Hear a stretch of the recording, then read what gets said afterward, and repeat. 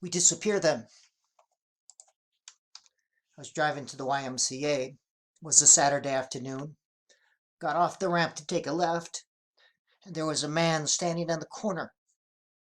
Like all men standing on corners, this one was holding up a cardboard sign. The words were written in pen, scribbled over several times so that you could read them from a distance. The man was having trouble holding up the sign. The wind was blowing. He was trying to smoke a cigarette. One of his arms didn't seem to be working just right. He had trouble standing.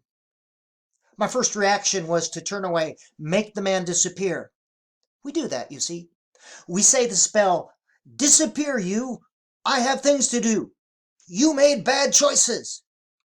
We say the spell, and then we do not look at him. Presto, the man disappears. Just like that. Magic. He never was there. He doesn't even exist. You disappeared him forever. He will never appear in your movie, ever again. That's what we do. That's what I tried to do. I saw him there, and then I tried to make him disappear. But he must have been magic, because as I turned the corner, he was still there. I could feel his presence. I had just cashed a royalty check. I had money in my wallet, but I was hoarding it. Last week, I spent $150 on a pair of running shoes, and this guy was hungry. Who did I think I was? I parked the car in the high school parking lot and ran back. I gave him money. I put my arm around him. I looked at him. I looked at him.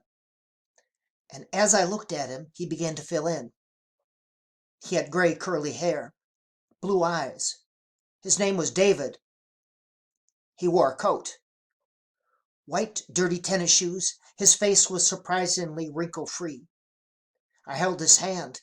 He started to cry a bit. We talked. He said something about needing to give a woman money so he could stay someplace, and that he had stopped taking the pills for pain, and he sometimes drank to make the pain go away. I understand, I said. He had trouble standing, so I helped him across the street so he could rest. As I walked back to the parking lot, I saw a young couple putting their baby in a stroller.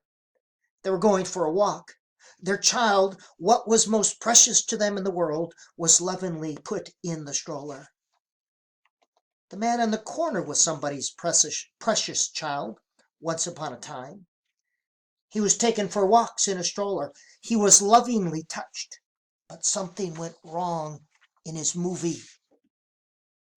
By writing this, I'm making him appear in my movie. He has a role every time I read this to a class. The man will reappear, and maybe countless other men standing on corners that people have disappeared will reappear in my students' movies.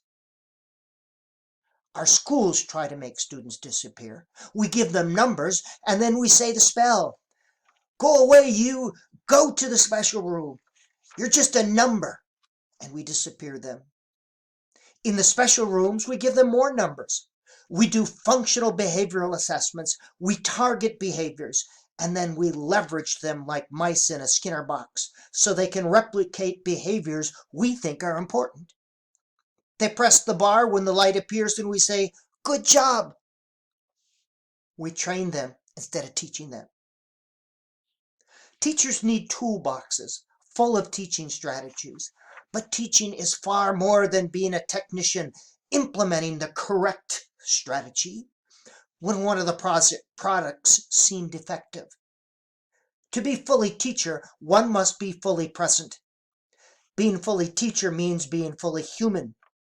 It is about relationships. It is about caring. It is about feeling. It is about keeping children from disappearing.